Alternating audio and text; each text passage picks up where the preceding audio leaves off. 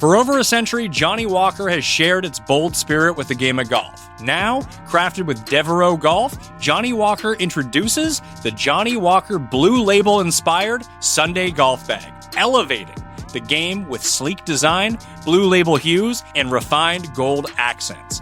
Celebrate your hole-in-one with a premium Sunday bag crafted by Devereaux Golf. Submit proof of your achievement to johnnywalker.com/blue-in-1. Please drink responsibly. What's up, y'all? It's Drewski, and I've teamed up with Mountain Dew to produce a hilarious new basketball podcast called The Dew Zone with Drewski. Learn the backstories of your favorite ballers and celebrities like Jamal Murray. Did you have like a favorite team? Was it the Raptors at the time or no? Was the Raptors even started around that time? Come on, bro. I ain't that old, fam. You talking like I was 50. Taylor Rooks, Asia Wilson, and many more. You won't want to miss this. Listen to The Dew Zone with Drewski on Apple Podcasts, Spotify, and wherever you listen to podcasts.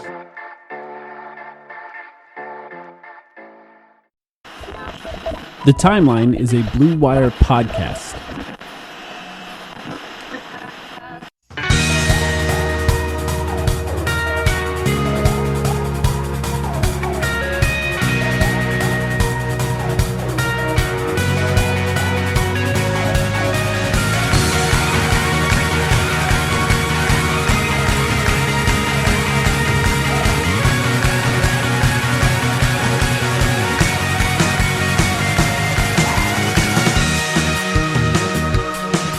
Welcome to the Timeline of Phoenix Suns podcast. Sam, the Phoenix Suns are 1-0 against the Los Angeles Lakers. Yes, How sir. are you doing?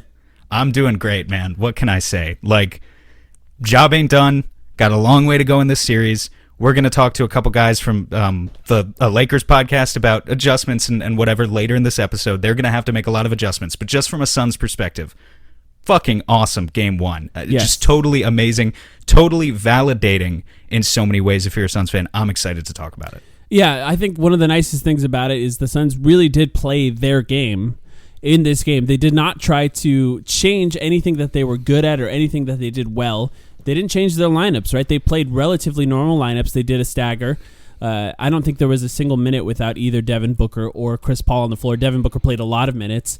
And something that I thought was especially amazing is we talked about it. The Suns need everyone to play at their absolute best in order to win this series. But in this game, that did not happen. What we saw is Devin Booker absolutely ascending and being the best player on the floor in a game with LeBron James. And then DeAndre Ayton doing... I mean, we talked about it in our video. He needs to be that X factor. He did everything that the Suns needed in order for them to win this game. So the fact that the Suns came out in this game, they were not at their best. Cameron Payne not his best. Chris Paul injured. Like, he doesn't look fully healthy yet. We're going to have to talk about that at some point. Big storyline. But they still found a way to win this game, and that's remarkable. I mean, we called, first of all, go watch the DeAndre Ayton X Factor video on our YouTube channel. Subscribe to the channel if you already haven't. There's the plug. We said all that. You know I have to do it. We said all that in the video, and like I didn't expect this. No, neither of us expected this. I hoped for it, 8 offensive rebounds from DeAndre Ayton in his playoff debut. Totally shutting down Anthony Davis. They didn't match up on each other the entire game, but Anthony Davis eventually, it was exactly what you said, actually. You played Andre Drummond off the floor eventually, and they closed with Davis at the 5, but just couldn't generate any offense. An amazing game, and really what I want to say, it's a throwback to bubble basketball is what it is. When you talk about not having to rely on Chris Paul to win this series, you're going to have to get Chris Paul back. He's going to have to be like a solid 85-90% of himself, so that's a huge storyline. Hopefully, we're waiting on updates. But in the meantime, Devin Booker ascending to that true number one superstar for this game, DeAndre Ayton being the lead guy behind him, felt like bubble basketball, and it was very validating for Suns fans to see their future coalesce in such a nice way tonight. Cam Johnson, part of that future too, obviously. He had a solid game. Mikal Bridges played 41 minutes, missed a couple of bunnies underneath the rim that he usually hits, but otherwise a really good game from him too. I mean, he was a primary defender on LeBron the entire time, logged more minutes than LeBron in this game. Yeah. So all around, man, it's great game. Yeah, even the Dario Saric minutes as we're great. If you look at the plus minus, it's a -6, but that's really, there was just one, or -7. There was just one burst from the Lakers that just happened while Saric was on the floor, and if that happens, That happens. Like you can't judge an entire performance based on that. Outside of that, I thought that the Suns maintained what they were doing properly in those minutes, and Saric did not feel like a negative on the floor in any way. How about, by the way, I mean, if there was a way to bet on the idea of Etuan Moore playing Game 1 playoff minutes, I don't think anyone could have predicted that. Hey, he held up. He held up adequately for those couple of minutes. It was a really scary situation. Here's what we should say, Mike. First of all, you were at the game. Talk about your experience. Yeah. What was it like at the game? What was that moment like when Chris Paul went down initially, too? I was despondent. I was in a bad place when that happened. I was in a total funk for like the next 5 minutes, and they maintained the lead during those minutes. Yeah, the Suns were at first in a funk too. You could tell. There was just a little bit of sloppy play from Cameron Payne and Devin Booker after that. But first of all, I want to give a shout out to Suns fans because the energy was incredible, absolutely incredible. There was a time they really opened it up. How was the Suns fan to Laker fan ratio? I'm curious about that. I would guess it's like 90% Suns fans. That's amazing. And that's look, really I've been to Suns probably 20 Suns Lakers, 30 maybe Suns Lakers games in my life, and I would say this was the best ratio for Suns fans to Lakers fans that I have ever seen. And look, I went to a game earlier this season. I went to the Lakers Suns game earlier this season. It was better in this game, but the crowd was into it, and I think I saw people online, non-Suns fans, reacting to the crowd and how amazing it was. And I think two things are happening with that. I think there's a lot of younger people that don't remember that Suns fans can be like this, that Suns fans are this into basketball when the Suns are good. And two, I think what a lot of people forgot is Suns fans hate the Lakers. Like, they really hate the Lakers. So there was the energy that comes with a normal, like, Game 1 first round playoff series, but add on top of that, first time in 11 years, 10 seasons past, and the absolute hatred that Suns fans have for the Los Angeles Lakers, and I think that added up to an absolutely electric crowd. The moment Chris Paul went down, though, it's terrifying, and look, he needs to be healthy. I mean, that's really what in order for the Suns to win the series, he needs to be healthy. The Suns won this game by running plays that got the ball out of Chris Paul's hands over and over and over again. And that's just not, you can't maintain that. You can't. In the second half, he bobbled the ball just in half-court offense even, not necessarily when he was facing intense ball pressure. He bobbled the ball more often than he did, the past 5 years combined in one half. It felt like, honestly. So, yeah, he needs to get right for the next 2 days. I don't know what they were doing back there with him in the locker room, giving him some of Chris's secret stuff, which I don't know, maybe it's probably some sort of anti-inflammatory or pain medication. I have no idea. But luckily you were able to eke out the win without him and without Cam Payne for that last quarter and a half too. But yeah, he needs to get right for game 2. Yeah, one thing I can guarantee is they're not going to tell us what his injury is. Oh, no doubt. They just don't do that. They shouldn't, honestly, in this situation. They shouldn't. Yeah. I'm okay with living.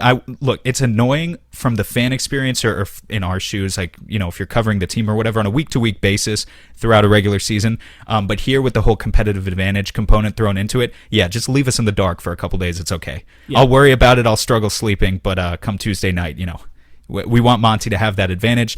If Cam Payne has to start, so be it. This Lakers team, obviously, I want to make this very clear. Last year, the Suns are not the Blazers, but last year when the Lakers played the Blazers in the first round, they lost game 1. They won the series in 5. So nothing that we say today, I think, on our initial reaction pod is to be taken never too low. Is to be taken out of context. We're not going to say, like, I was having fun on Twitter. I'm not even going to lie. You got to have some fun on Twitter. Yeah. That's what it's for. I was saying, Anthony Davis, he only has a Disney ring. Maybe if he had a real ring, he would have done a little bit better today. You got to talk your shit on Twitter. But I don't bring it to the pod. On the pod, I'm serious because Anthony Davis will bounce back. Yeah. Frank Vogel is a coach who classically, historically, this is what Lakers fans complain about all the time. It's like he doesn't game plan for the initial moment, but then when he has to make those adjustments at the last second, he does. So he'll come with the adjustments eventually. They'll come next game. Obviously, he wasn't prepared today. You can't say in any way, shape, or form that Frank Vogel did a good job across the aisle for Monty Williams today. But the adjustments will come in game 2. So it's going to continue to be a challenge. We need to keep our heads up. At the same time, the Lakers definitely look vulnerable, I think, in a lot of the ways that they said they would. Right. I mean, they had nobody to guard Devin Booker in this game. They threw a lot of guys at him. KCP, Caruso, Wes Matthews. Caruso did pretty well. Devin made difficult shots. He made difficult shots. I mean, there were just times where Caruso just couldn't stay in front of him. 100%. Devin Booker was just getting on the other side of him pretty easily. And what they did, I thought, was with the play I was talking about. At one point when they sort of just were aware of the fact that Chris Paul was not quite right, and Saric was actually in the game at this point. I believe it was late in the third quarter, maybe early in the fourth quarter. And what they did, and this is where Devin Booker took over, is Chris Paul spotted up on the left wing pretty far out, gave the ball to Saric in the middle of the floor, and Devin Booker would just cut around Saric, caught the ball on the run from right beneath the three-point line, and just kind of did some work from around the mid-range area and under the rim. And they did that over and over and over and over again, and it just continued to work because the Lakers just did not have the right personnel to adjust from that. Now, assuming Chris Paul is no longer healthy, I expect an adjustment, and we'll talk to our friends about this later on, but I expect more ball pressure on Chris Paul, for one. I imagine they're going to put Caruso on Chris Paul, and he's going to harass him if he can't. I mean, he could barely dribble with his right arm at points in this game. So I expect that, and I expect more help. And look, if they do throw more help at Devin Booker, guys have to make shots, and that's just what's going to happen at some point. I was honestly kind of shocked because I think it was like the first play of the game. Booker's in the corner, Chris Paul's dribbling, and Booker curls around a screen, and they threw like instant help. Like I think it was LeBron in the helper role. I can't remember exactly. It was one of the first plays of the game though. The Lakers immediately trapped Booker off ball, and I was like, wow, are they going to do this all game? After Chris Paul got hurt, I saw less help. And so I was I was confused about what their strategy was in general, if it was just poor execution in the second half. But I thought what the Suns did in that case, which I thought was really smart, is they really spread the floor. I mean, guys were real deep in the corner, and Chris Paul was a foot or two behind the three-point line on that left wing. Yeah. And what they did in that case is the help had to come off of Saric, essentially. And they just don't want that, right? They don't want that extra man to be a big man on Devin Booker because Devin Booker will take advantage of that. So I thought the way that they spread the floor in that that run, like the run where really I felt like the Suns kind of took over the game, and it felt like there was no answer for Devin Booker. And so I thought that was a smart adjustment by them. I want to ask you something. The starting lineup all played a lot. Like Devin Booker played 45. By the way, more than I expected. I expected Devin Booker to be in the high 30s. Obviously, there was extenuating circumstances with Chris Paul and Cameron Payne not quite being. First of all, they ejected Cameron Payne from my vantage point. Almost nothing. I'm not really sure why he was ejected. That's not a playoff ejection, by the way. It's not a playoff ejection. It was bullshit. It's not a playoff ejection. Technically, what they're saying is that, you probably know this, but there were like two incidents. The ball at him. Him throwing the ball, him committing like what was a hard foul that ended the play, or I guess it was technically after the whistle, and then throwing the ball. They're two separate incidents, therefore each one warrants a tech. Weak, very weak. I can very tell weak. You there are a few players on the Lakers that would not have been ejected for that reason. I'll just say that. Well, and not to mention Montrezl Harrell's shove on Payne after that was harder. Was harder, but because it's only one shove, it's only one tech. Apparently, I just don't understand how you get shoved essentially by Caruso, and he barely tossed the ball at him. Are you just supposed to be a robot and not react to that at all? It's just ridiculous. But anyway, on to my question. The starters played a lot.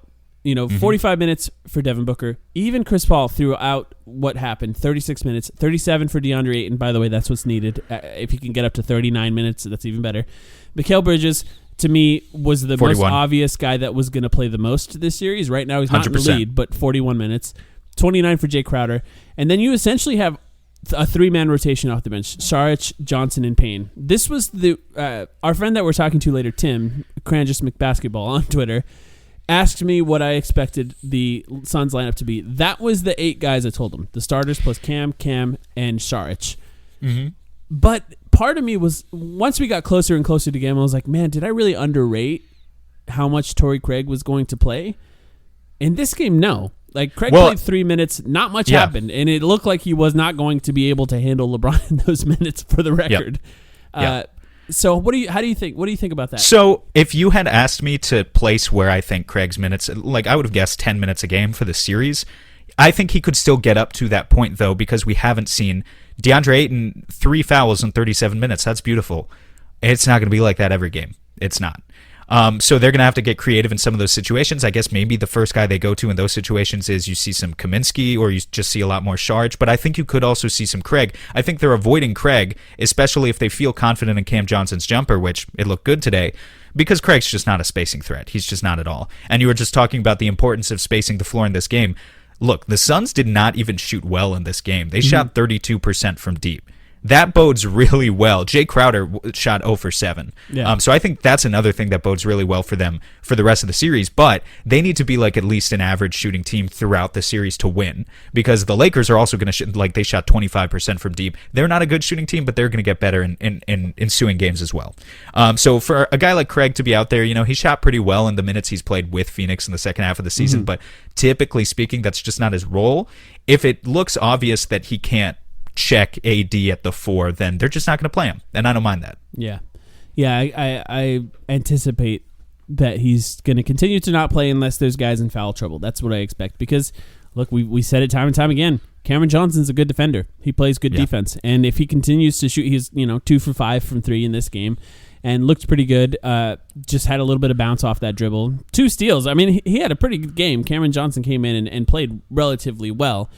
Matched a lot of minutes with Saric from what I noticed, and Saric only played 11. That's the advantage, right, of DeAndre Ayton being capable of playing 37 minutes in this game, is if you can if you can maintain with Dario Saric for 11 minutes, you can play pretty well. Like the Suns can actually do relatively well in those minutes.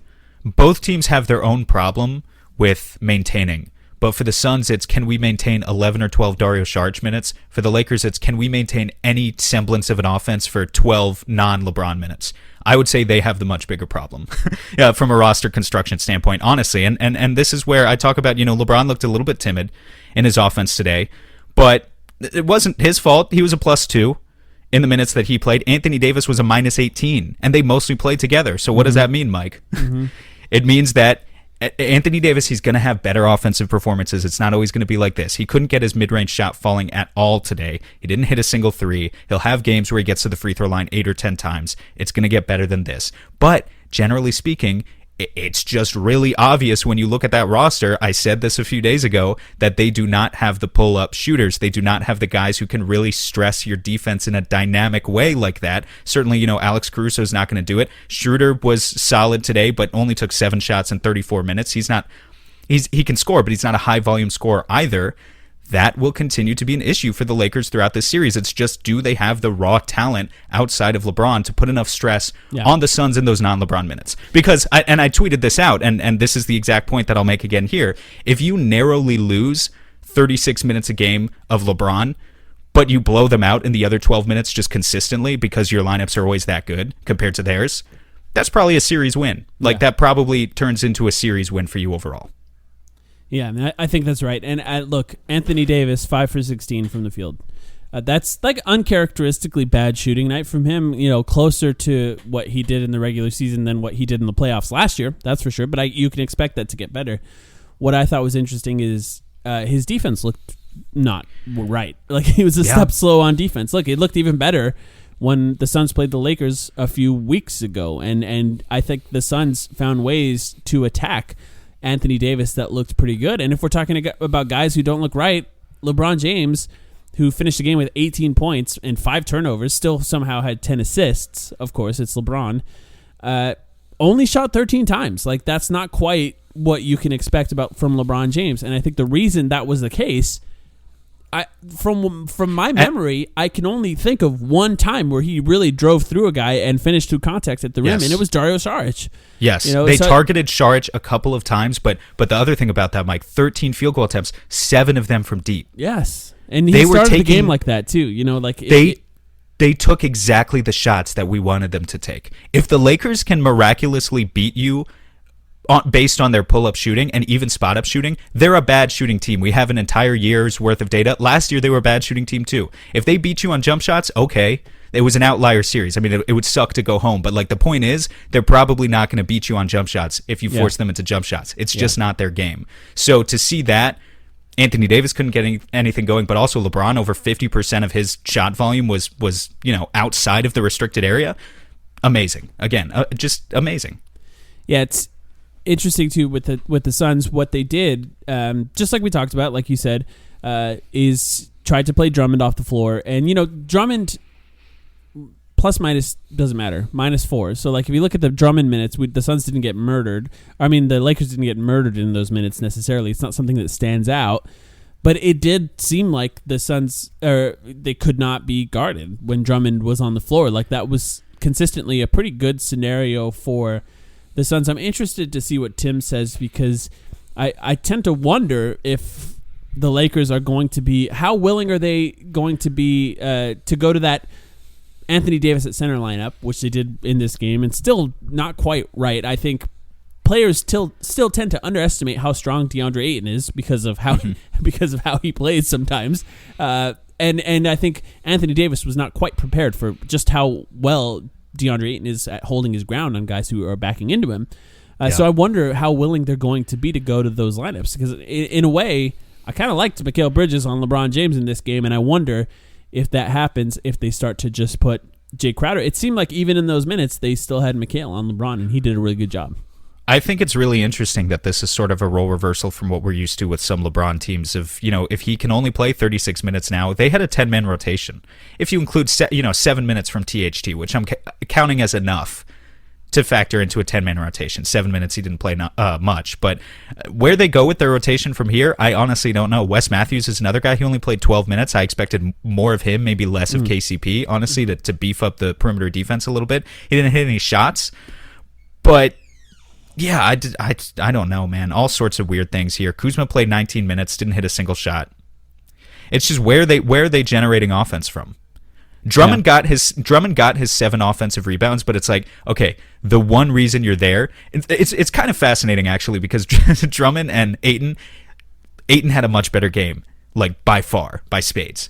But they do kind of have the same sort of problem, I think generally is fair to say, where they're terrific offensive rebounds. They're solid defensive rebound. They fall asleep on defensive rebounding sometimes. Yeah. With Ayton, a lot of it I think sometimes is the Suns are playing too small outside of him, so he has to come out, he has to contest a shot, and the Suns lose an offensive rebound because it's just no one else can grab it. However, he has mental lapses too where they both kind of fall asleep. For Drummond, it's like the only reason you're out there is to give this team the size advantage on offensive rebounds. Otherwise, you are literally useless. Get off the floor. You're not going to get the ball. You're literally useless. You are useless. Otherwise, you're not doing anything for us. No, seriously.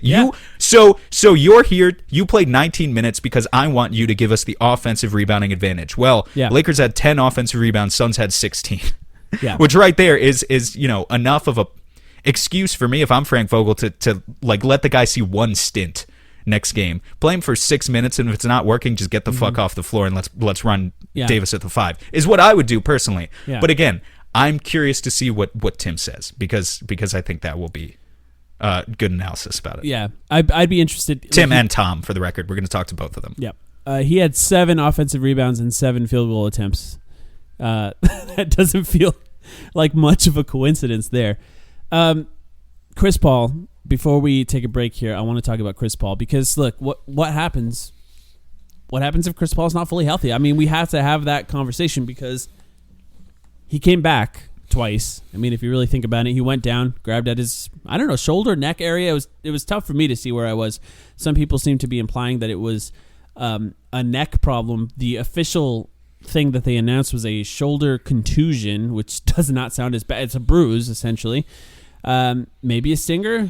I don't know. Maybe some sort of strained muscle. It's hard to really say at this point. So, the question is, will he be healthy? How healthy will he be? Or will he play? I mean, there's a chance that he does not play in the next game. He'll play. Look, there's a chance that he doesn't play, but knowing Chris Paul, if he could play today, he'll play in the other games. They'll do everything they can to manage his pain tolerance, and he'll play.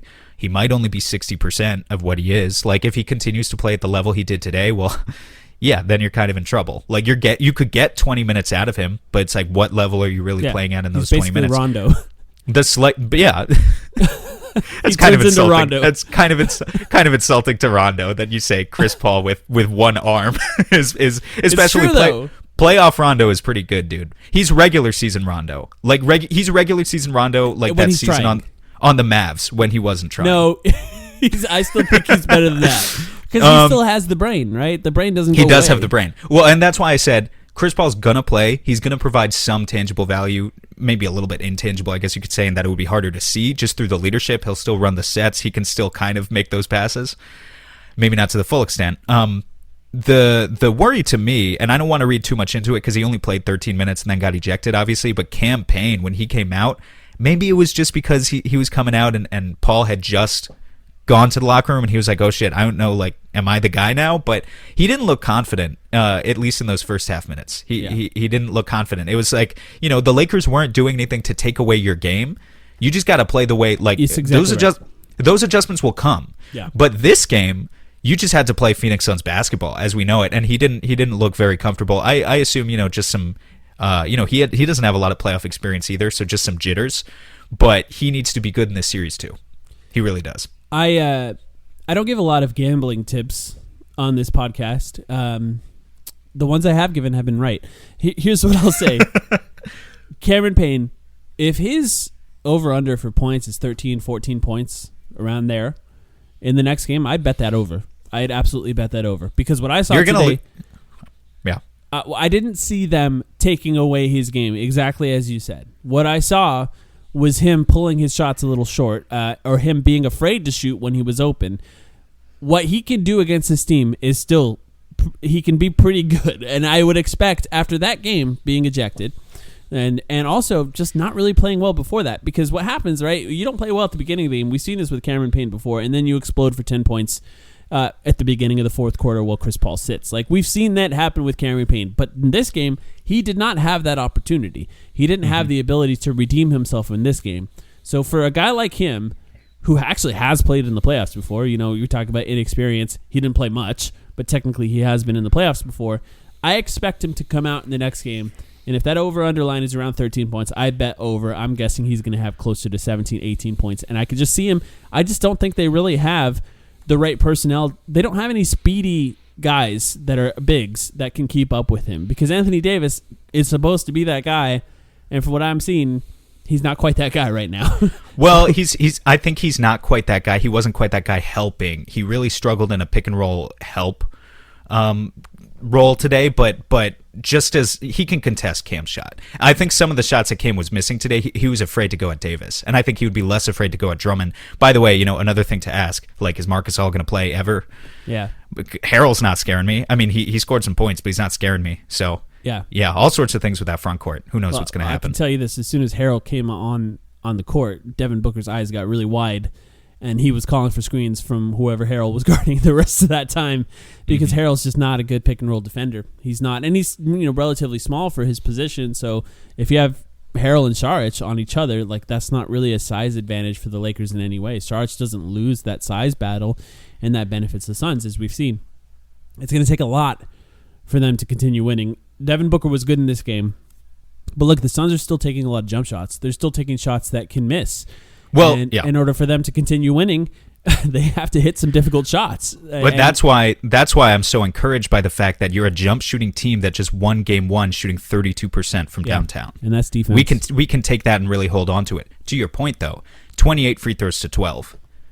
I was getting frustrated with the officiating. This is the only thing I'll say on the officiating. You don't need to bitch about the officiating too much when you win. You know what I mean? But that disparity is going to exist throughout the series. Every game, it's kind of going to be like this. So, yeah, that's right. Be ready for it. Yeah, I agree with that. And look, there were some bad calls. I'm not gonna pretend like there weren't some bad calls. There were a few ticky-tack calls going the other way too. But did we get a final tally on how many shots came from the restricted area for both teams? Because I know at the half you were like, the Suns have taken more shots in the restricted area, and it was 17-0. Yeah. Which is crazy. Yes, blew my mind. That's completely insane. A team winning with that kind of free throw disparity is completely insane. So I don't have that in front of me. I'm interested to see what that will be once we're able to bring up those stats. But coming up, what we're going to do is we're going to talk to some guys that are on the Blue Wire Network that cover the Lakers on a podcast called the Lakers Exceptionalism Podcast. We've had Tim on before. He also runs the B-Ball Index site. Very, very smart. Wrote the playbook for some NBA 2K games, so is very good at X's and O's. And what we're going to talk to him about is what he expects the Lakers' adjustments to be. And I think this is really, really important for Suns fans to understand because, look, they're going to adjust and then the Suns are going to have an opportunity to adjust. What Monty is doing right now, what Willie Green is doing right now, is they're trying to anticipate those adjustments for the Lakers so that they don't have to change the game plan in real time. They have to be prepared for what's coming, and that's what we're going to talk about with him. So we'll see what he talks about, and then we'll get to previewing the next game with them. Strap into your seats. It's chess, not checkers time. Exactly. We'll be right back.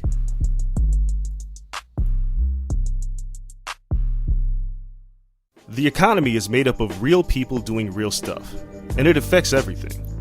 Which you obviously know since you're a real person doing real stuff. Marketplace is here to help you get smart about everything beyond the what of the day's business and economic news. We dig into the how and the why with the real people driving our economy. From big tech and interest rates to small businesses and what's happening at the Fed. Marketplace breaks it all down so you don't have to. Listen to Marketplace wherever you get your podcasts. Nobody builds 5G like Verizon builds 5G because we're the engineers who built the most reliable network in America. And the more you do with 5G, the more building it right matters. The more your network matters. The more Verizon engineers going the extra mile matters. It's us pushing us. It's Verizon versus Verizon. 5G built right from America's most reliable network. Most reliable based on rankings from RootMetrics second half 2020 U.S. report of 3 mobile networks. Results may vary. Award is not an endorsement. All right, now we're going to switch over to our friends Tim Krangis and Tom Zayas with the Lakers Exceptionalism podcast, which is on the Blue Wire Podcast Network. This ran on both of our podcasts, so it's kind of a group chat. Check it out. All right, guys, that was a very fun game for us. I disagree. You had fun with that? Yeah, I imagine it was less fun for you. Obviously, there's going to be a lot of adjustments being made, but like, what was your guys' read on that game? I'd love to hear what you guys think. So we felt that the Lakers struggled both from a like performance shot making standpoint. They shot 61% on free throws, 27% on threes. We're missing some shots they normally make, but also from a game plan side of things, didn't come out, defending specific Phoenix actions that they should know they're going to see a lot of, like Booker and Chris Paul ball screens, Booker off screen stuff. The most frequent plays and actions the Suns usually run were the ones they ran against the Lakers, and the Lakers didn't. They ran more of a vanilla, like this is a regular season defense game plan, rather than making it tailored specific to the opponent. So, I mean, we're certainly not pleased with that, but we do think that they'll look to adjust.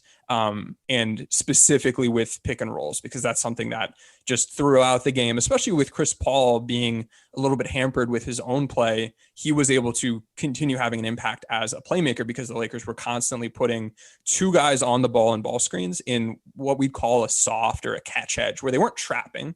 And if they were to trap, it would force the ball out quickly and it would be a different kind of rotation on the back end. But they had two guys close to the ball, but not really being aggressive enough that it really forced the Suns to make quick decisions. And instead the Suns were able to get like Ayton getting all the way downhill so he could catch at the rim or catch a lob instead of catching at the free throw line. Right. And because he was able to get downhill, that collapses, defenders from the corners, and then they get wide open threes. So just that element of it where you let the Suns play with the pace in ball screens that they wanted, and you gave them a 4v3 advantage off ball. And the time to we have 4 wide receivers, 3 cornerbacks. Somebody's going to be open unless you get a pass rush coming. And there was no pass rush. So that piece of it is something that going into the series and now, especially now, we think the Lakers will look to change. Because just on the season as a whole, looking at some of the numbers I was able to get from Second Spectrum through a source, the type of screen coverage the Lakers ran against Chris Paul and Devin Booker, of all the different types of coverages this year, have been the least effective against those two guys. So even game one from the start, it was a losing game plan in that respect. So hopefully the Lakers look to adjust that moving forward, because that's how you don't have DeAndre Ayton going 10 for 11 and you don't get such a high percentage of like open corner threes as the Suns did in this game. I mean, DeAndre Ayton shooting 10 for 11, he doesn't create his own offense, really, except for the occasional post-up. So the only way that happens is through defensive breakdowns and guarding the pick and roll. I don't want to speak for either of you guys, but what it sounds like to me, and you can just confirm or not confirm, this is all basically a coaching schematic conversation more so than you're upset with any particular player execution. I think both. Oh, Tim, stop. No, I got to jump in here because you can't watch that game and say that those individual performances were up to par. And Anthony Davis came out after the game and said that they're not going to win a game, let alone a series with him playing that way. So, I mean, yes, you can be right there, Tim, but this is certainly, you know, about as bad as an Anthony Davis game as you're probably going to ever get in a playoff series. So you have to put that out there. You know, I generally thought the Suns were working harder to get rebounds. I got to give them credit to Ayton, 50-50 balls just across the board. I thought went to the Suns as well. So you can talk about specific game plans and both teams trying to kind of focus their like first punch, right? They're like trying to play their way and dictate the adjustment.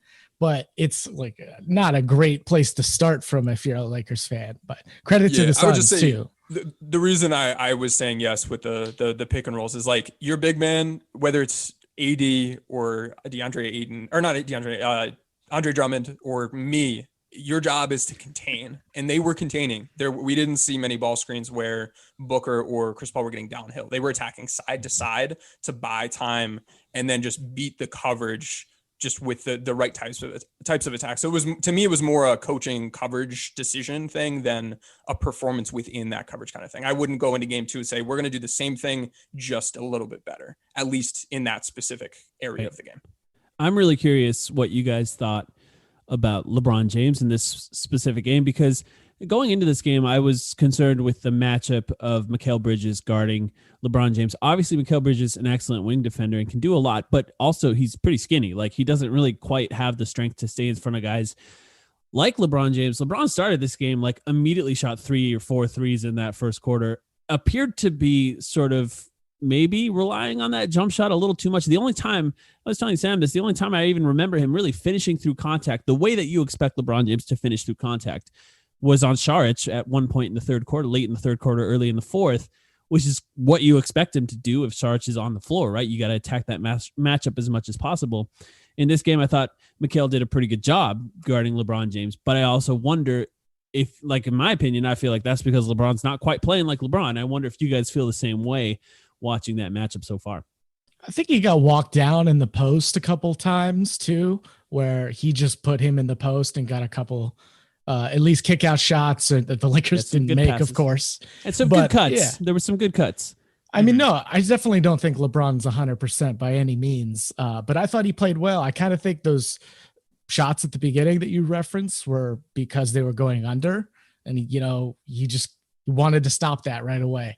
And then once he makes one, like, I'm going to take another. Like, you guys are going to give me a little space here.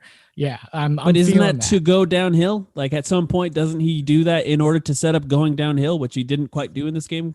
Yeah. The goal there to beat that under coverage by taking those under control, you know, you're going underneath behind that screen. I'm just going to stop behind the screen, pop and shoot that three. The goal would be, after you make enough of them, you force that defender to go over instead of under, which would unlock you then attacking downhill. But like you're saying, we didn't quite see that play out in that kind of way. And when LeBron is able to attack downhill, collapse that defense, kick it out to guys, that's when we see the Lakers at their best. That's how we see AD get involved. That's how we see Drummond and Trez finishing dump offs. And we saw some of that, but for the most part, it wasn't LeBron of last year and years prior, where, like, you just can't keep him away from the rim. And I think that was a big issue for the Lakers. And part of that had to do with what Phoenix was doing from, like, an alignment standpoint, where they were making sure to try to sag off a little bit, get into some of those driving lanes, and having guys on the court like Anthony Davis, Dennis Schroeder, THT, Andre Drummond, Montrezl Harrell. Those aren't guys that have been hitting threes this year. So that gives the Suns a lot of options if they need to stop LeBron to just sag off and live with them shooting threes. That's really interesting. Yeah, I'm what I'm wondering what you guys think about too is in this game, the Lakers had no answer for Devin Booker. Like, obviously it's Devin Booker's first playoff game, and you're seeing sort of how he's being defended here. I think that the Lakers obviously have one of the best defenses in the NBA this year. I wonder what you guys think the response will be, what the adjustments will be for Devin Booker, because he was kind of getting to his spots easier than even I anticipated in this specific game. So I wonder what you think those adjustments will be. I mean, the simplest adjustment is I talked on our pod about he's going to start with KCP on him. KCP is a little too small. Alex Caruso is a very good defender, a little bit too small to bother those pull-ups and those shots that Booker can get pretty well over guys. So you're going to see Wes Matthews enter the picture and probably get more minutes. I wouldn't be surprised if you see Kyle Kuzma, you know what I mean? Try and get some size on him at least. But, I think Wes, can probably get into foul trouble on Booker, but Wes is still a good defender. Like I would like the Wes minutes on Booker, not to stop him by any means, but I think Booker just made a lot of great contested shots today. That's what he shoots. So I mean, you gotta tip your cap, but continue to keep make him make those tough shots. Right. You have to. I mean, look, you guys have an obvious advantage in star talent. In a vacuum, the Suns don't get far, and we haven't even really talked about Chris Paul and what his health situation is going to be for the rest of the series, but the Suns don't make it far. I think they do have a depth advantage, but they need their star players to hit difficult shots. One thing that I'm sure you guys are getting a million questions on. How can I phrase this? Where are you guys on the Drummond panic meter? And I say that a little bit tongue-in-cheek, because I do think he's the type of figure on NBA Twitter who gets a little bit more than he deserves. However, 19 minutes played tonight. Obviously, you close the game with Davis at the 5. People are going to continue to bring up, Gasol. Should Gasol be playing? They've been saying that forever, and they'll continue to say it. How are you guys feeling about those center rotation minutes as of now? At least in this matchup, I don't feel awful about Gasol getting 15 to 20. Against the Warriors, I was a lot more worried. Against some other teams, I think he plays more, he plays less. This is a series where on the offensive boards, he was clearly helpful tonight. He is a below average finisher, and his shot quality has certainly gone up once LeBron and AD have been back. But as long as he's not like a super lob threat, he doesn't have a big catch radius on lobs, he's not spacing the floor. He has some passing ability, but the Lakers don't use him in a role that leverages that at all at this point in the season. So what he's able to provide offensively sometimes it makes us anxious, at least especially because it's compared to like AD at the 5 or Marc Gasol, who absolutely spaces the floor. Either of those players at that center position out there in that spot suddenly makes everybody look like a better driver. It suddenly makes everybody look like a better cutter. And it just changes the style of the team. And it's not that I'll watch the film and have a better feel on this tomorrow or tonight, but at least from watching today, I don't think Drummond was the issue or a big issue. He, for the most part, was doing his job, and he just happened to be the guy running that soft hedge, that catch hedge, as the Suns were passing over it and getting lobs to Ayton. And that's not really his fault. He did his job. So I see him continuing to be able to play. Now, if the Lakers go into game 2 feeling like their backs are against the wall and they just go out from the start with AD at the 5, that could happen. But I do think Drummond will continue to get some of those minutes. And we, as a pod, the two of us have certainly been down on him. And I know I've been down on him at different points in time, but this is a series that he should be able to stay on the court for. I just want to see him used in better screen coverages, I think.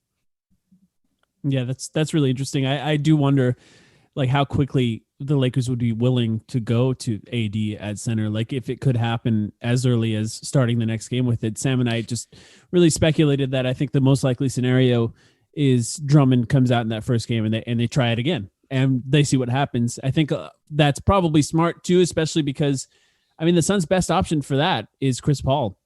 Chris Paul loves those drop bigs that are a little slow-footed. That's exactly what he likes to play against. So, if Chris Paul comes out and he's looking fully healthy and Drummond's in that position and Chris Paul's able to take advantage of him, maybe they'll pull the plug a little bit faster. But if Chris Paul comes out, he's a little gimpy. I don't know really how to describe what he was. Look, it doesn't really worry me if you get hit in the shoulder and you struggle to make a few shots in a game. That's fine. But the fact that he was struggling to dribble with his right hand at moments in that game, coming from a Suns fan perspective, that's concerning. I would expect personally, if you're talking about Wes Matthews on Booker, I'm going to tell you right now, Devin Booker has a history of absolutely murdering that matchup over and over and over again. So, I don't really mind that. But if you're telling me that means Caruso is going to be hounding Chris Paul up and down the court, who maybe has a little bit of a hurt shoulder, that kind of concerns me a little bit there, because we'll see if that goes well. I wonder at some point, do the Lakers even go to LeBron on Devin Booker? Is that even something that you think that they would go to at any point in this series? No.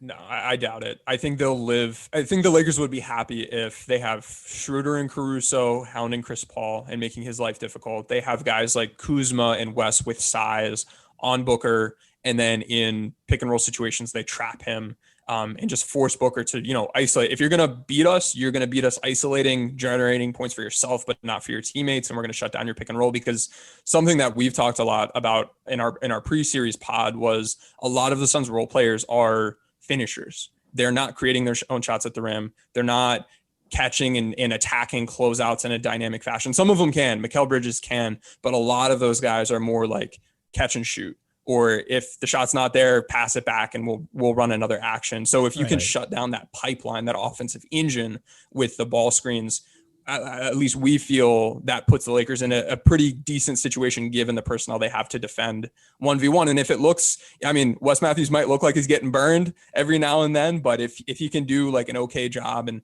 Booker can end up with 30 points and 2 assists and the pick and rolls are negated, the Lakers probably win those games. I do think those Suns wings really exist on a spectrum that's kind of interesting. Like you were talking about Mikal Bridges, he can attack closeouts. We didn't see the dynamic offense tonight. I think there will be games later in the series. Maybe he's terrified of contact at the rim, but he will attack a closeout and like shoot a 15-footer. But other guys like Cam Johnson is a guy who I think his role dictated that they didn't want him to do a ton of that this year, but he can do it. He will do a little bit of it. And there's a difference between like a lot of the stuff that he was doing flashing to the middle as well. There's a difference in what even Cam Johnson does versus say Jay Crowder, who's just there. He's just going to shoot spot ups versus Torrey Craig. And the reason I'm bringing it up is like Torrey Craig played 3 minutes. Mike and I talked about that. I think there's a reason for that. He has no spacing value to the Suns offense. And not to mention, he's completely not a self-creator. He's just not going to attack a closeout ever. So I think, some of those guys on the margins, like a Cam Johnson, can he attack a closeout even like 20 or 30% of the time versus just taking the spot up 3 may make some difference for the Suns offense on the margins. But it's going to be a test for all these young guys and just what they're able to do. Yeah. And I'll turn it back to you guys. So assuming we go into game 2 and the adjustments are more on the Lakers end than the Suns end, given what we saw in game 1, and the Lakers start trapping ball screens, what do you think the Suns would do to try to counter something like that? If they are seeing, if Chris Paul and Devin Booker have to get the ball out quickly, and in a lot of those instances, it's to like DeAndre Ayton catching the ball above the free throw line, and he has to go operate a 4v3. How do you feel in those situations? This is something we've talked about feeling. That's a horror movie that's the situation, right there. You just described yeah. What redacted does said redacted and redacted. Yeah. It's actually gone. I think trapping has actually gone better for the Suns this season than I thought it would. In my opinion, I think the Suns are a little more afraid of switching, and I generally they struggle a little bit with bigger guys switching on to Devin Booker, and that scares me a little bit more. Obviously, Chris Paul's a different story in that scenario, and that's the dynamism of that duo, right? Devin Booker maybe can't do that, Chris Paul can, so you have to find ways to do different things against different guys against the Suns, which if you force decisions on defense and stacking decision upon decision, that's where you start to get breakdowns of defense, and that's how the Suns are able to score so consistently. So I'll be honest, it's if it's DeAndre Ayton making those decisions on offense, that scares me a little bit because look, he's in his 3rd year and his role, I should say, is pretty small on offense. It's not quite what you would have anticipated. One, what he was projected to be in the NBA, which is this sort of offensive center who struggles on defense. He's not. He's basically the opposite of that. He's a defensive center who struggles on offense.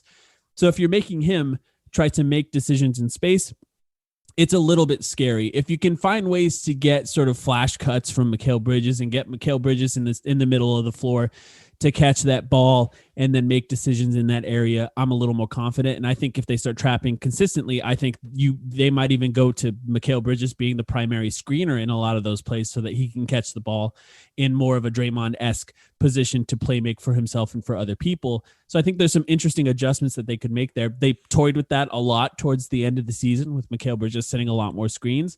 So, I'll be honest, that is a better situation for you guys. And I think the Suns have smart ways to combat that. And a lot of it will come down to, at that point, and I know this is not great analysis here, whether or not they hit threes in that scenario. It's always true. So don't feel bad about saying it. Yeah.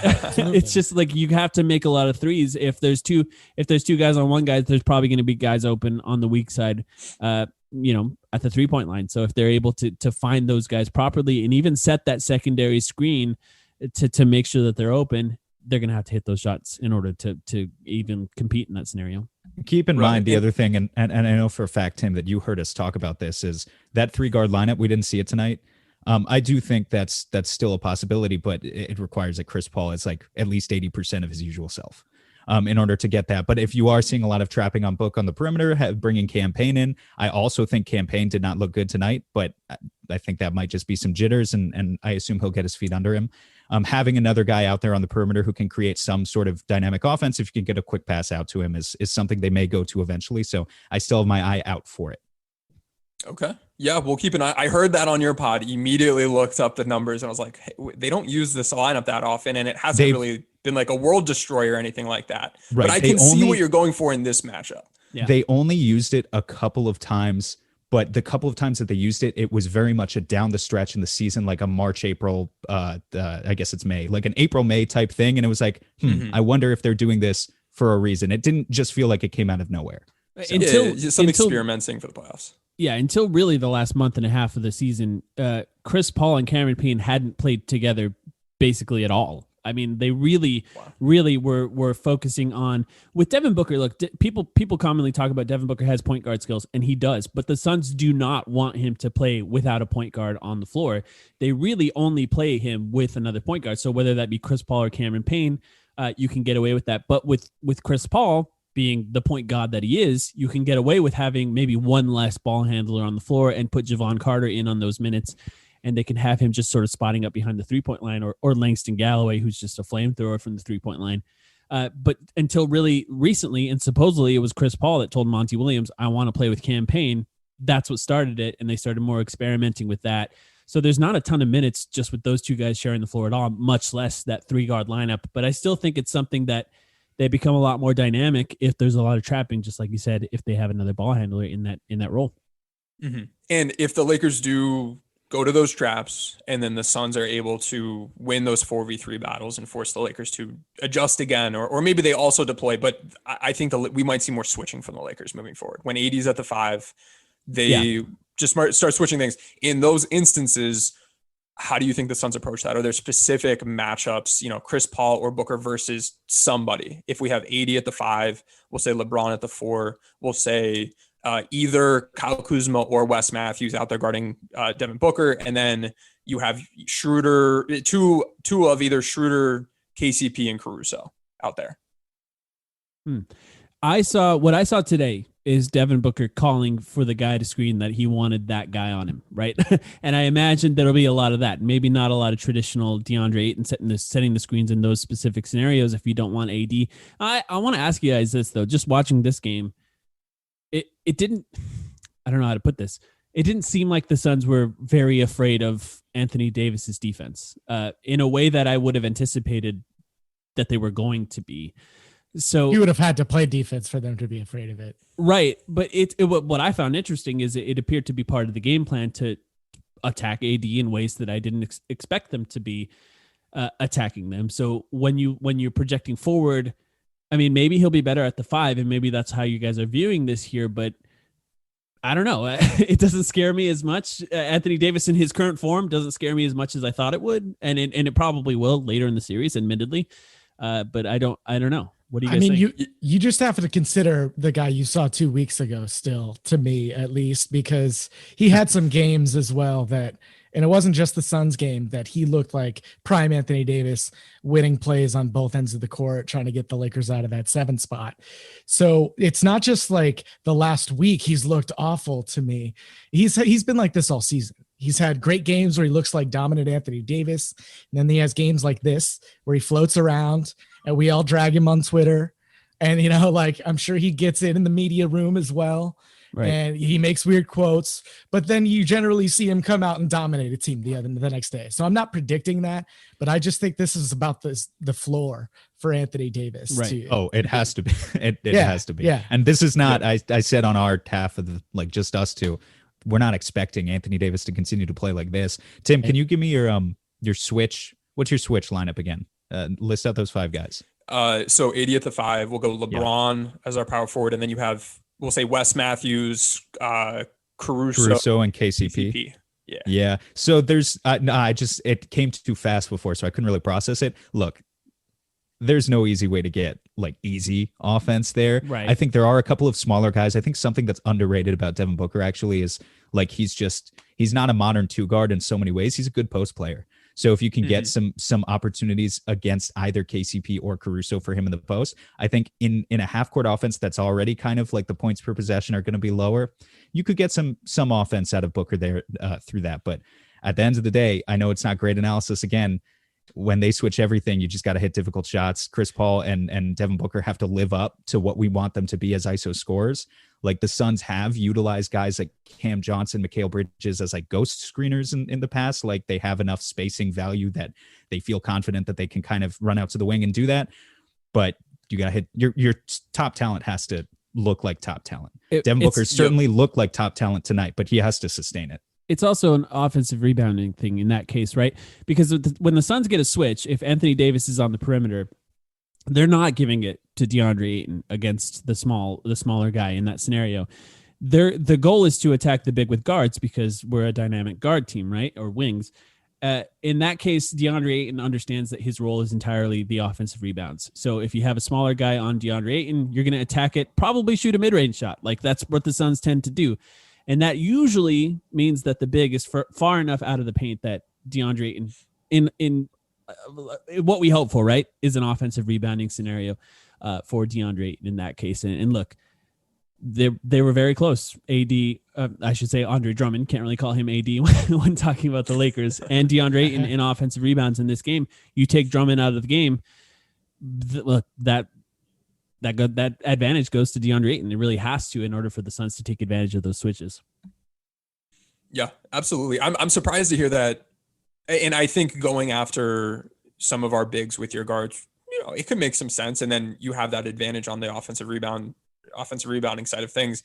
I am terrified of Alex Caruso or KCP needing to defend DeAndre Ayton. I think if you're going after LeBron or Wes or AD on the perimeter, as a Laker fan, I feel pretty good about that. That's not going to generate 4v3s. That's not going to generate corner threes or layups. Maybe it's going to be a lot of mid-range, I would think. Whereas if you get the ball to Ayton and he can just bury one of our guards, that's probably going to generate some pretty good offense consistently. Don't get me wrong, there will be possessions like that, but it's just a question of how much help are you going to send? Because Ayton's going to get that ball, and I can tell you he's even in the regular season often flustered. He's instantly looking for his offense. He's trying to get rid of the ball as soon as possible. He just doesn't play with the certain level of comfortability in that situation. Yeah, it's not entirely about what he does before he has the ball in that case. If he can get deep enough, the Suns will trust him in that scenario. But if the Lakers are able to push him off of his spots, they're not going to do it. In fact, they might even run another screen and try and switch it back in that scenario. They're more likely to rescreen than they are to feed him in the post if the Lakers can push him out. He's got to be deep. He's a finisher, as you said, and even more than any other player on the team, I'd say he is. And if Anthony Davis is locked in, the second that pass goes in, he's flying in there trying to block shots. So it may cause some trouble for him. And so speaking of the post side of things, on the Lakers end, something we've talked about for a lot of the year and showed up again in this game is the Lakers throwing the ball into the post, everybody just kind of standing still, and then watching LeBron or AD, jab step, do all these moves that don't actually go anywhere. as the defense gets set and then slowly brings some sort of double team or a dig from the perimeter or sending someone from the baseline to be there if you turn baseline, all of that showed up in this game. There were, I think, 6 times the Suns sent help. Only 1 time the Lakers in any sort of organized fashion tried to counter it. And then in the regular season matchups, 75% of Lakers post-ups were met with extra help from the Suns, and the Lakers barely countered it at all. That, to me, is a huge issue, and is something Frank Vogel talked about post-game, is them needing to get better at that. If the Lakers are able to generate some true 1v1s for Anthony Davis by countering and cutting and screening, how can that change this series? And do you think the Suns, if the Lakers are going small, do the Suns consider going small to match that, or is their best bet to have Ayton out there at all times, or as much as possible, to succeed in the series? I mean, my first thought is I'd rather have Ayton on AD than anyone else. Yeah. Right. That's my first thought too. I could potentially change my mind. It's just like Sharge only played 11 minutes tonight for a reason. You know, those guys, you might laugh, but if we're talking about the Suns offense really quick, like, we don't want Ayton in short role playmaking positions, but like Sharge and even Frank Kaminsky, they're pretty good at that. Like that's why they earned the playing time that they did this year. They give up so much on defense that it just hasn't.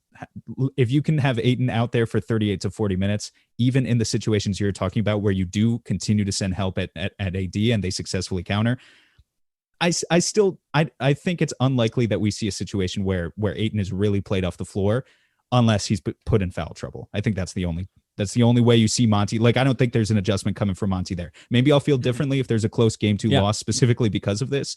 But my instinct would to say there's no adjustment on our part coming for the time being, and just let Ayton play through it. And he kind of just has to grow because this roster is not constructed in a way to really counter something like that. Like adding Dario Saric in there instead and going small. I don't really see how that would fix the issue. I guess it depends. It depends what the counters are specifically. I mean, right? But something Sam and I talked about, and I'm sure you heard, Tim, is what it took for the Lakers to win a title last year. I mean, obviously insane defense, but was some sort of otherworldly shooting by Anthony Davis from the mid-range and from the 3-point line.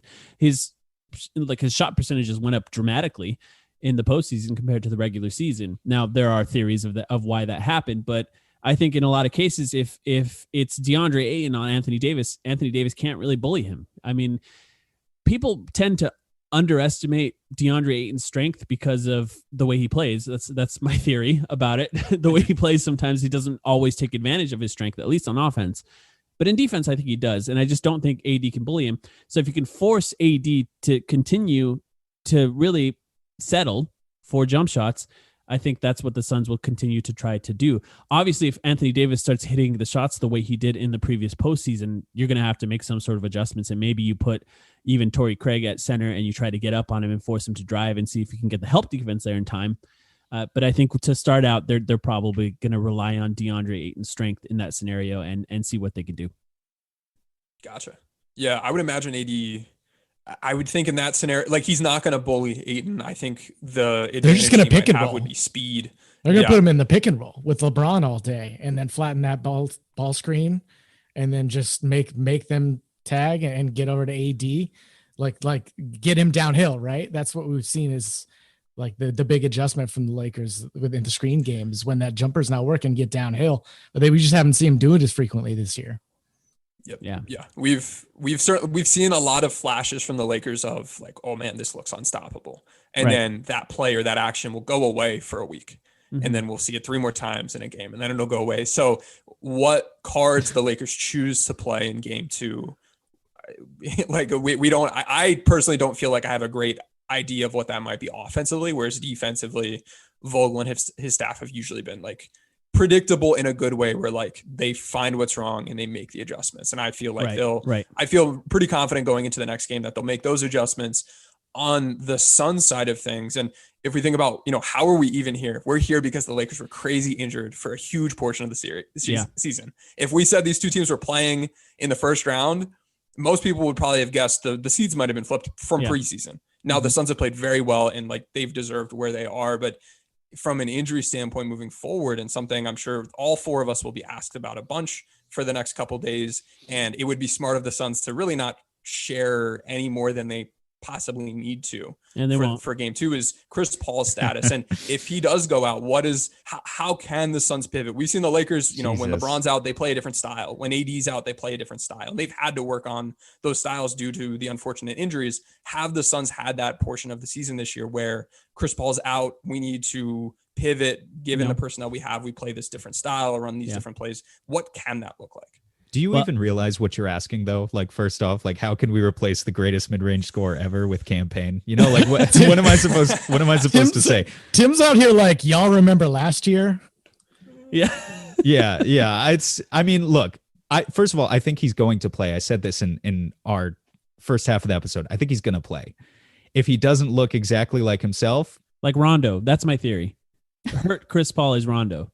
Essentially, hurt Chris Paul. Chris Paul with one arm is Rondo. Yeah. I don't know, Mike. What do you think? What's the adjustment there? That's a disaster. I don't really know how to really preface that in any other way. Like, okay, it depends on the level of which that he's injured, right? If he's still capable of getting that mid-range shot off, obviously things change dramatically. If the handle is not tight, that's a disaster. Then you have to. Look, the Suns ran a bunch of plays over and over and over again to get the ball out of Chris Paul's hands and into Devin Booker's hands in the middle of that third quarter when it was clear that Chris Paul was not quite right. And that worked, I think, specifically because of the spacing. I talked about it in the earlier part of the podcast, but they had guys really deep in the corners, and Chris Paul was a 1.5 feet behind the line. And it was just Saric and Booker in the middle of the floor, and Booker was doing the thing that he does, which is just fake cuts all around and then take that dribble handoff from Dario Saric in a position that's sort of advantageous for him. And look, they'll do that over and over and over again. But to me, that there's options to adjust from that make it a little easier. Oh, here, I'm going to say it more honestly, a lot easier to game plan against the Suns if Chris Paul is not a scoring threat. So, obviously from our perspective, we hope that he's a little healthier than he was. And it was just some sort of a stinger that can sort of hurt you for one day, but tends to come back after a while. At first, I was worried it was a dislocated shoulder. Like, it clearly was not that. So we'll see what it is going forward. But something that we told Tim, and this is for you, Tom, before we started recording, is the Suns don't even tell the truth about injuries in the regular season. So no matter what you hear, in the postseason, it's not going to be true. They say whatever. It's not. Don't read into it. Understood. No, I think that's a big thing, right? Where you can guard Chris Paul in different ways than you could before, right? Maybe they do say, yeah, we're going to run drop coverage to take away that lob and focus more on Ayton and just make Chris Paul hit these middies, just make you beat us in scoring. And I mentioned to Tim, I know death by a million campaign floaters potentially. Then is what we're looking at. Look, that's good for us. But yeah, I was just telling Tim, I thought it was interesting that even in the regular season matchups, Chris Paul didn't score a lot in these games. Yeah. And I think that's part of the Vogel defense, just making him make the right play and let other guys beat you in those closeout attacking ways that you just mentioned. Campaign floaters for president 2024. Like, can I say this though?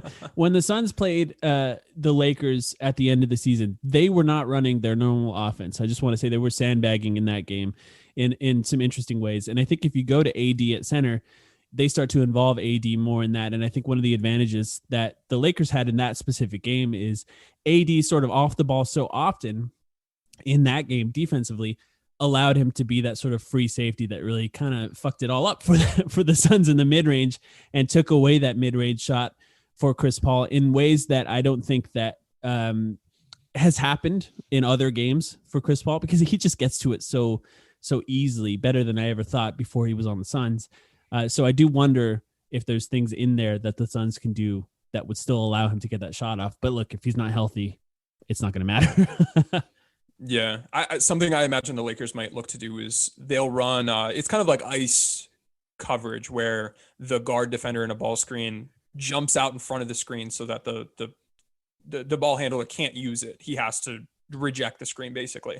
They might try to do that in the middle of the court whenever Chris Paul's trying to drive with the hand that works. I forget which hand it is, but there were portions of the game where he looked like the Monstars had like taken his talent and he just couldn't dribble anymore. So if they're the Lakers call it weakening a screen. Yeah, if they force him to use, go the way where you can't dribble, that might negate those actions completely as well. So I'd keep an eye out for that. That's something Vogel time and time again has turned to in the playoffs. Yeah, if you take away Chris Paul's ability to use angles on screens, you're taking away his biggest superpower. I mean, that's like what he's really great at, is finding the right angles. I have one very serious question for you guys before we go here. Do you think the Lakers play with the same rules as everyone else? Wow. Is this a COVID question? It's a lot of questions. And it's serious. I actually wonder what you guys actually think. So I have a serious, I'll let Tom speak in a second, but I have a serious answer on the COVID piece of it. No, beyond that, just everything. Like literally everything. I'm first going to address COVID first. I'll address the COVID piece first, because LeBron violated the protocols. Looking at the verbiage in like the rules, the policy, it says, violating these protocols can result in, I forget exactly what it says, penalties from a fine up to fine with suspension. We've seen a couple players, including KPJ who's he on? Houston, and Ben Simmons, Joel Embiid. Yep, several of those Kyrie guys. Irving didn't either. Kyrie's the other one I'm thinking of. I don't know about the two 76ers guys, but the other two went to like indoor events with people who were not vaccinated, and it raised the level of exposure and potential for those players to spread the virus to other staff and players. And I see that as a more intense violation than a player going to an outdoor event. Just the indoor outdoor is a piece of it. KPJ was suspended for a game though, right? He was. Like he was forced to sit for a game. He went to a strip club. Yeah. And then looking at like, okay, so indoor, outdoor, and then strip club where people aren't vaccinated or had to provide proof of testing to get in, versus an outdoor event where everybody there had to provide a negative test or vaccine proof. So in those ways, forget the team he's on. Yeah, it's a lesser version of a penalty within that same policy.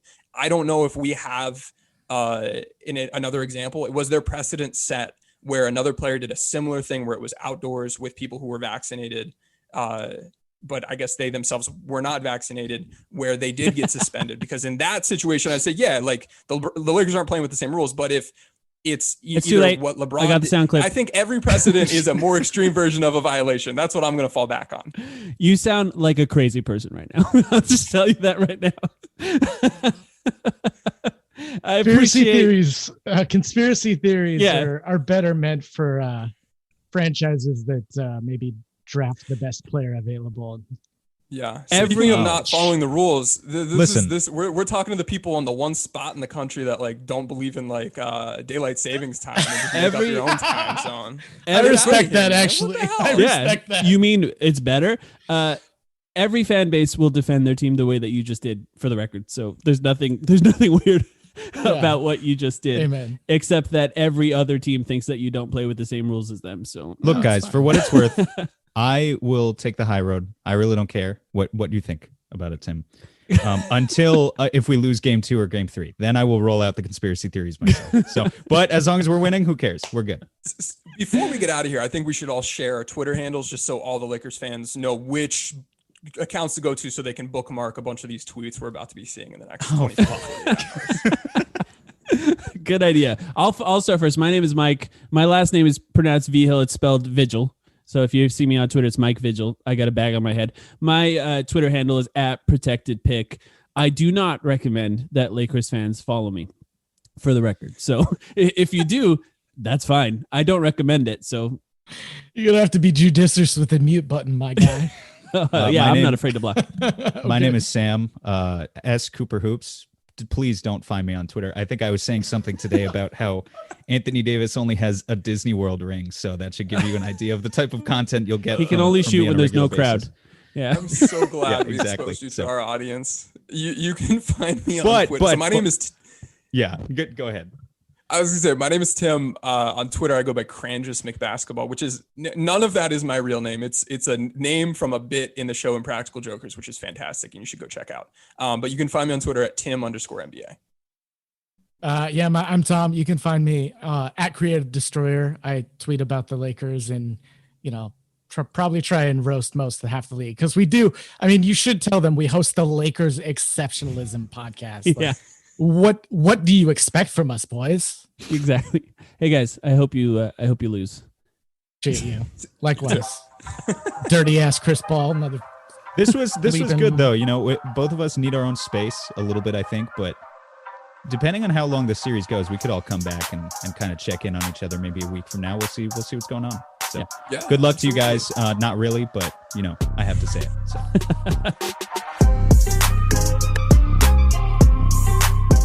I mean, you know, I've been watching the playoffs for a very long time and, you know, a student of it and dissecting it. So just, you know, understanding that, you know, it's a next play mentality. There's going to be some playthrough calls. It's going to be a high-intensity game. Like tonight, there's going to be something that goes on. But keep the tunnel vision. That's what it was tonight. And, you know, the arena was absolutely electric. Just how much did you guys feed off the fans tonight? Yeah, I mean, it's an unbelievable feeling, man. You know, I've reiterated a few times, this city's been waiting on this for a very long time, and you could feel that tonight.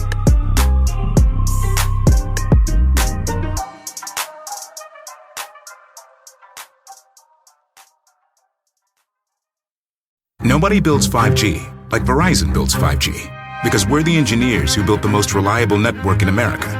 And the more you do with 5G, the more building it right matters. The more your network matters. The more Verizon engineers going the extra mile matters. It's us pushing us. It's Verizon versus Verizon. 5G built right from America's most reliable network. Most reliable based on rankings from Root Metrics second half 2020 U.S. report of 3 mobile networks. Results may vary. Award is not an endorsement. This episode is brought to you by Ro. Confidence is everything. Women can sense it. And trust me, they love it. But if you're in your head worried about performance, that swag, unfortunately, gentlemen, it's gone. Ro Sparks keeps you ready. When the moment hits, you can step up like a superhero and handle your business. No doubt, just confidence. Fellas, Ro Sparks gets you ready fast, dissolving under your tongue and working in 15 minutes on average. No waiting, no missing the moment, plus it stays active up to 36 hours. So when the mood hits, you can go back to back to back, round after round after round. Ro connects guys with medical provider 100% online, so there's no awkward conversation with in-person providers. Go to ro.com/sparks to see if you qualify.